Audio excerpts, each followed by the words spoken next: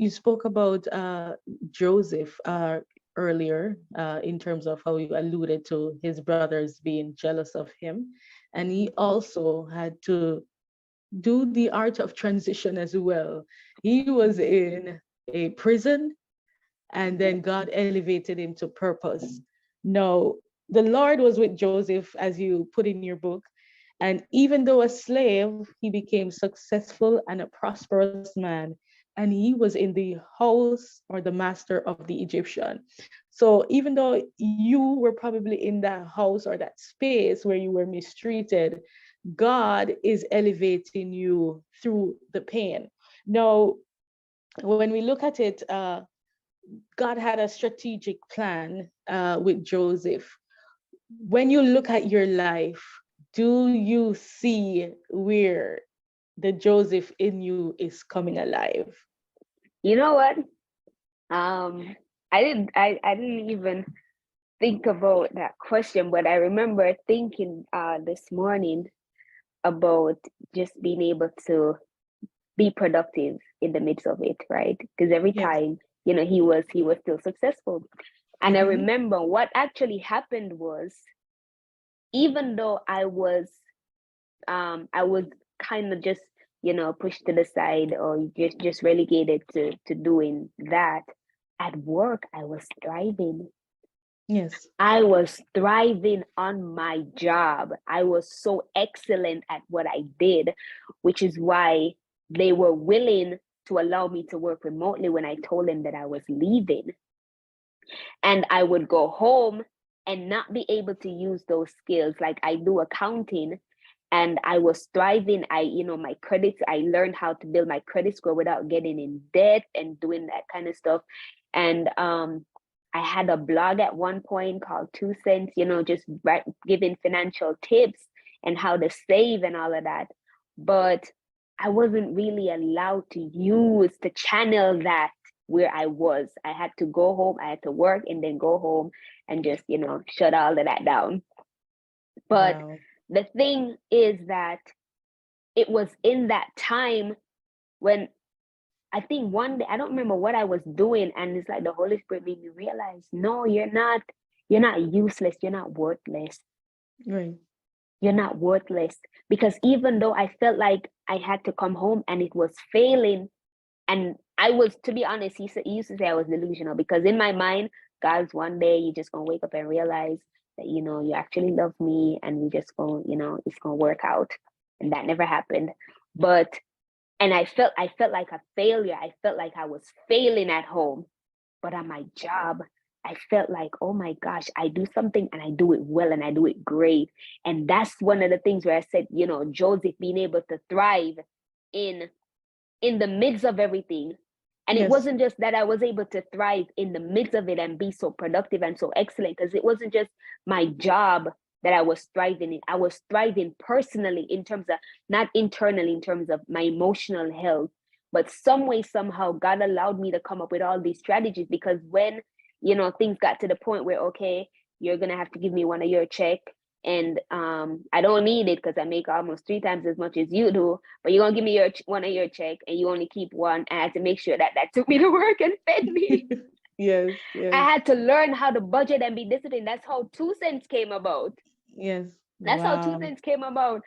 So it was God teaching me. God used him to teach me how to be more disciplined in my Yes. finances, to teach me how to be more disciplined with my health, because now I Yes. had to get up and be on time and walk and exercise.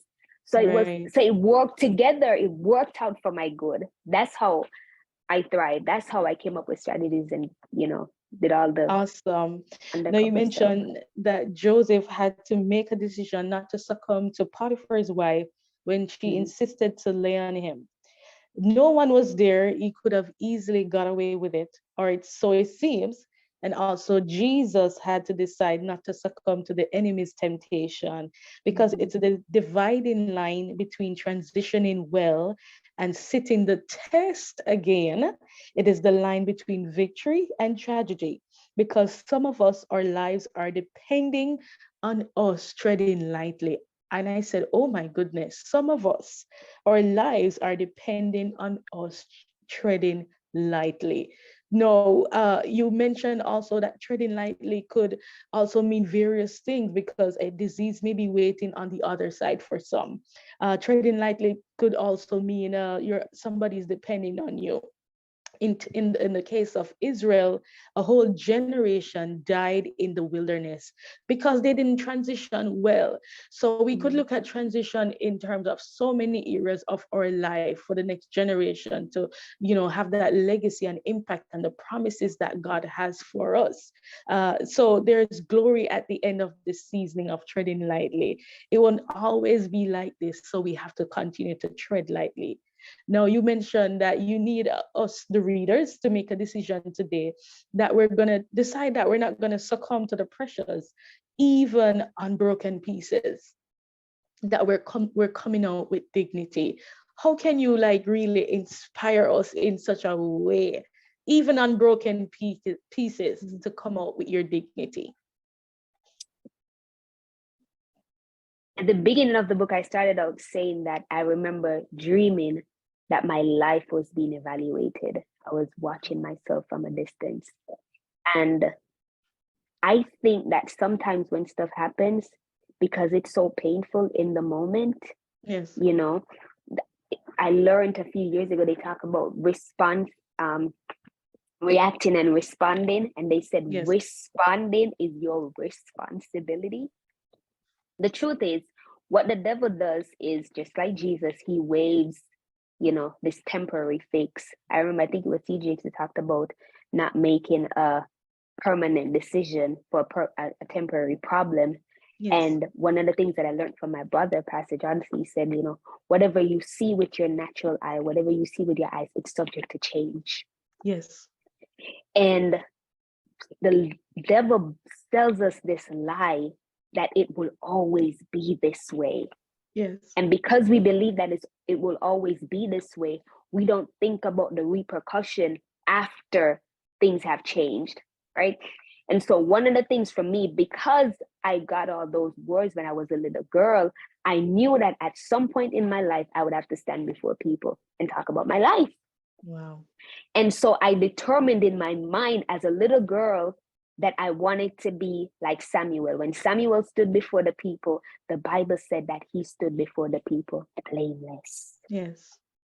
And I said to myself, I want to know that it doesn't matter what, I can stand before people. I can stand before God and not be ashamed. Yes. I knew, because I know that we're already subject. We're going to fail. We're going to make mistakes. But I want to stand and know that I did my best to uphold his standard for my life. And so for the person who is thinking about, you're in the middle of it, because I was given permission to, have a side piece.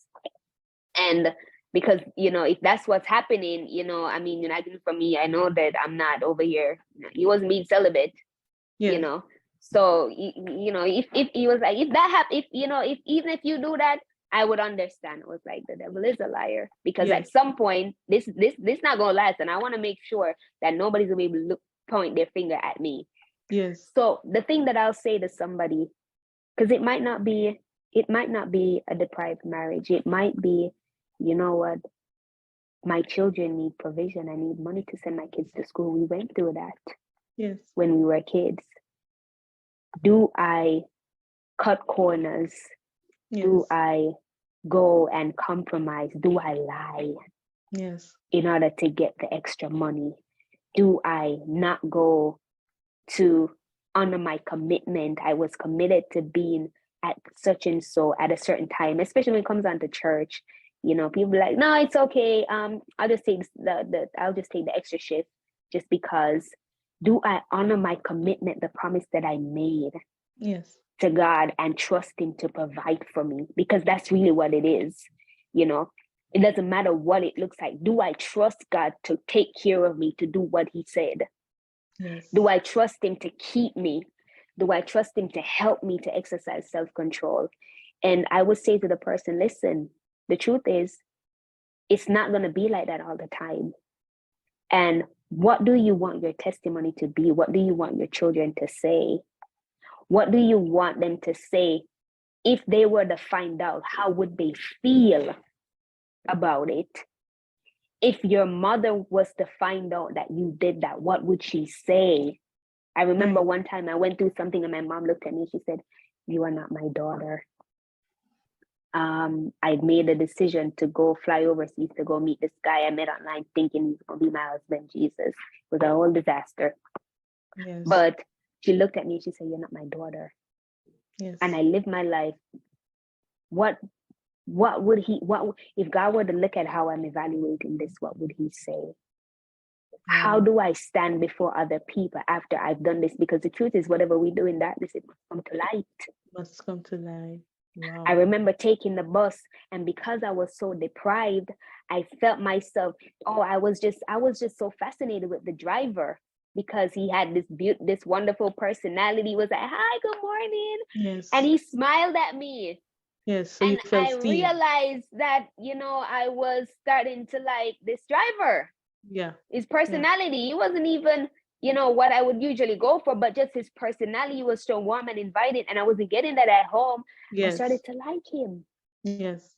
And I remember having to take a different bus, going earlier to get a different bus because I realized that was happening to me. Right. And then it started happening again when I took a different route. Now I had to take a different route. It happened again. I was like, all right, I'm just have to switch routes because I wanted to make sure that I didn't put myself in a compromising situation. I didn't know how, except to tell you that the Bible said, if you submit to God, resist the devil, he would flee. You first have to submit to God, submit Yes. to his word. Yes. What is his standard, not what your friends think, not what your carnal friends think. Who will say, "Girl, you need the money, it's okay." Right. It's okay. Just take his money. It's okay. He's not your husband. He's not, just take the money. It's okay. And you know that when you take the money, you're gonna have to give something in return. Right. It's what is God's standard? And if we submit to him, then he will give us the ability to resist. Because I didn't do any of this stuff in my own strength. It was really him restraining me.